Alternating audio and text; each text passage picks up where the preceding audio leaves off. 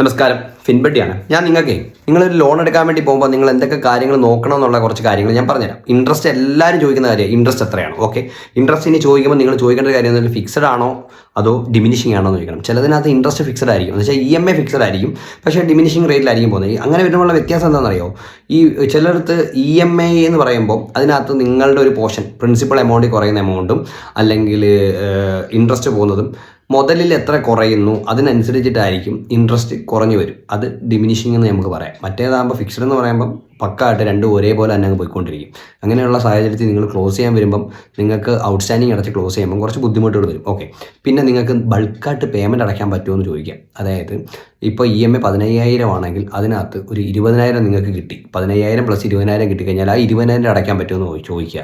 അപ്പോൾ ചില ബാങ്കുകളൊന്നും അത് പറ്റത്തില്ലെന്ന് പറയും. നാഷണലൈസ് ബാങ്കുകളൊക്കെ അത് പറ്റും. ചിലർക്ക് ചാർജസ് കാണും. അതൊന്ന് ചോദിച്ച് മനസ്സിലാക്കുക. പിന്നെ നേരത്തെ ക്ലോസ് ചെയ്ത് കഴിഞ്ഞാൽ ചാർജസ് ഉണ്ടോ, അല്ലെങ്കിൽ ഔട്ട്സ്റ്റാൻഡിങ്ങിൻ്റെ എത്ര ശതമാനം അടച്ച് ക്ലോസ് ചെയ്യേണ്ടി വരും എന്ന് ചോദിക്കാം. അപ്പം നിങ്ങൾ മാക്സിമം ലോൺ എടുക്കാൻ പോകുമ്പോൾ ഇങ്ങനെയുള്ള കാര്യങ്ങൾ തിരക്കുക. ഓക്കെ, അപ്പം അടുത്ത വീഡിയോയിൽ ഞാൻ അടുത്ത ടിപ്പുമായിട്ട് വരാം.